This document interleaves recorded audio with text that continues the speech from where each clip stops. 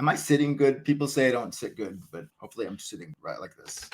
Lots of coffee. I don't sleep at night. I got an 8-month-old son. He doesn't let me sleep. I still got butterflies all over here because my daughter's room. All right, let's get into it. Actually, let's not. Before we start, namaskar. Happy New Year to all our Nepali family. Hope you are celebrating with your friends and family. Thank you for watching our channel. Let's get into the Nepal-Qatar match because it was very, very interesting. We learned a lot about Nepal today. So Nepal had the same lineup with one exception, and that is Bibek Kumar Yadav, who came in to bat 8th for Nepal, and they started very slow in the power play, just like yesterday, only scoring 56 runs, giving up 1 wicket, who was Kushal Bortel. He batted a very disappointing 12 runs off of 11 balls. They didn't really get hot until the partnership of Kushal Malla and Asif Sheikh, and Kushal Malla went 35 runs off of 18 balls before bowing out of the game. Asif Sheikh fell after going 52 runs off of 41 balls.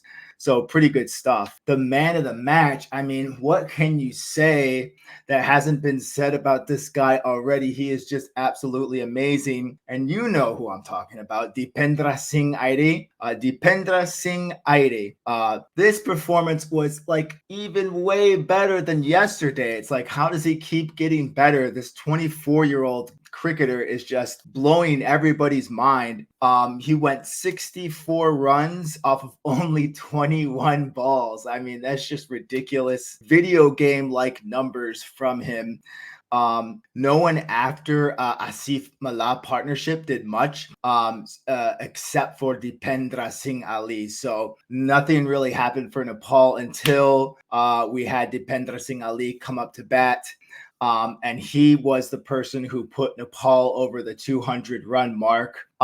In the last over, you've probably seen it, scoring 6 sixes, just crushing the ball. I just couldn't believe my eyes when I saw every ball he hit. It was amazing. So he's going on a very, very small list with Yuvraj Singh, who hit 6 sixes off of Stuart Broad in 2007 T20 World Cup, and Kyron Pollard, who hit off Akila Dananja in 2021. So there has been other players who've done it in ODI cricket, Herschel Gibbs and Jaskaran Malhotra from the United States of America. Yes. But we're just talking about T20 cricket, just those two guys. And actually, Dependra Singh Airee did get 6 sixes, but just not in one singular over.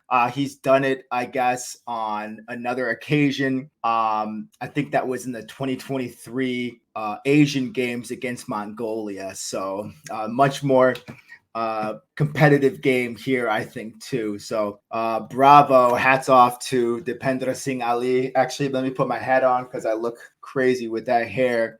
So talking about Qatar, you know, they were able to get some important wickets early when they were bowling. Kushal Bortel in the 2nd over, and then Rohit Paudel in the 7th over. Rohit Paudel is just, he's kind of getting some good numbers, but he's just disappointing, especially as your captain. You want him to do something more than what he's doing right now. So a little bit disappointed with him. They got some important wickets later in the innings by getting Malla in the 13th over and Sheikh in the 14th over, but they just couldn't find a way to get Dependra out. He is just an absolute superstar, and it just keeps going back to him, doesn't it? This guy is just absolutely amazing. So bravo to him. I was watching an interview on another channel where Nepal coaching consultant Nanand Halmant Pandis said that Nepal can never be satisfied with any of their results because everything is a work in progress. And I disagree, because Nepal have to feel really good about what they did today. I mean, they looked really, really good against Qatar. Obviously, there's always things to improve, but I mean, they just look really solid. I'm happy with it. Qatar obviously have a lot of gaps that they need to figure out for the rest of the tournament. So Qatar started very slow in the power play, even more slowly than Qatar, getting only 48 runs and giving up 2 wickets in the first 6 overs. Kamran Khan, who gave up the 6s against Dependra Singh Airee, had a good start with the bat, but eventually fell early. The individual scores of Mohamed Tanvir and Mohamed Urshad were the strongest for Qatar during the match, but they didn't last much as a partnership, just about 1 over in total. So nothing was able to really pick up for Qatar in this match. They put up a valiant fight, but they just had too steep of a score to chase, and they couldn't keep up with Nepal's mix of spin and pace bowling. Lalit Rajbansi,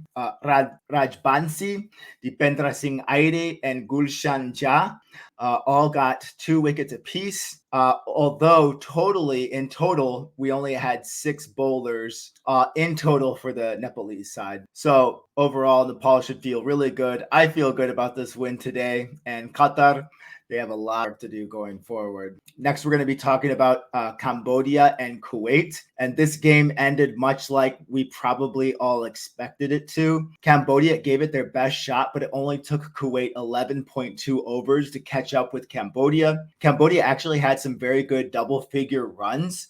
The first 6 of their batters in their lineup scored double figures, but it just wasn't enough. Their strike rates weren't strong enough, and they only scored 141 runs in total. Kuwait only needed 4 batters to fight against Cambodia's run total, with Ravija Sandurawan scoring an impressive 61 runs off of 33 balls, and my man Clinto Anto scoring a burst of 22 runs off of 9 balls before bowing out, with Kuwait winning with 40. So Kuwait won in total with 52 balls remaining, and Cambodia will have a lot of soul searching to do. Obviously, they're probably just glad to be in this tournament.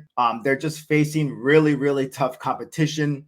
Unlike in the first tournament that they faced, this is like much better competition for them. So hopefully it's a learning experience. And Kuwait, I mean, they didn't really prove much today. This was expected, and I'm just really looking forward to a real challenge for Kuwait in the future. The same thing goes for Malaysia versus Saudi Arabia.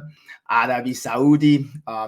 It was a very predictable game with Malaysia taking it to the Saudis as we expected.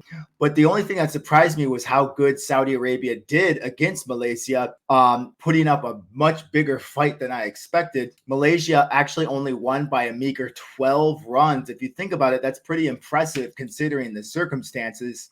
Akil Wahid was the man of the match for Malaysia, going 65 runs off of 46 balls faced. But in the end, Malaysia really put up only a paltry 146 runs total. So Arabi Saudi or Saudi Arabia were just not able to chase their sum, giving away a lot of wickets, especially in the middle of the innings.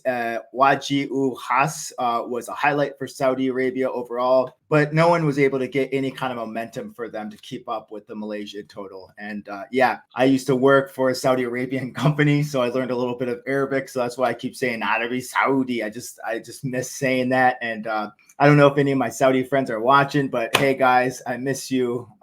And hope I could see you one day again. So, all right. Next up, we're going to go to United Arab Emirates versus Bahrain, another predictable game. With UAE winning by 37 runs, they really dominated this game. The opening partnership of Alishan Sharafu and Mohamed Wasim, the captain, they dominated the batting for UAE, only breaking up in the 12th over. By then, the UAE had solidified themselves with a solid amount of runs. They were backed up by Asif Khan, who scored an impressive 66 off of 27. So not much was needed after this effort. So it looks like, last game, they only had 4 batters, which really contributed. And it seems like they only had 3 batters in this game. So just really, really strong batters. And if you're facing UAE, you got to make sure you get them out. Bahrain looked really weak against UAE. The only highlight was Imran Anwar going 60 runs for 22 balls. UAE bowler and man of the match, Ayan Afzal Khan, picked up 3 wickets with an economy of 6.5. So UAE is the team to beat in this tournament. Any team is going to have a tough time facing them, and then Bahrain have a lot of work to do, and we shall see what happens in the future, guys. Let's take a look at the games going forward. I gotta share my screen. I love this so much, and I'm kind of glad that it's happening this way because it's like too many games. I'm like in game overload. I love it though. We have Oman versus Cambodia and Hong Kong versus Saudi Arabia. I predict that Oman is going to easily beat Cambodia. Basically, every team is easily easily going to beat Cambodia. And then Hong Kong is really strong. They should call them Hong Strong Kong. And they're going to beat Saudi Arabia by a lot. So those are my predictions for Sunday. And then Monday, we got another 4 game set. But the good news is your boy Joey is not working this Monday. So hopefully we'll be able to do some live streams and we'll go from there. So we'll talk more about that. I'm going to be reporting on this tournament every day. So check it out here right on New World Cricket, where we talk about the new worlds of cricket. Like and subscribe. Thank you guys so much for watching, and I'll see you in the next video. Later.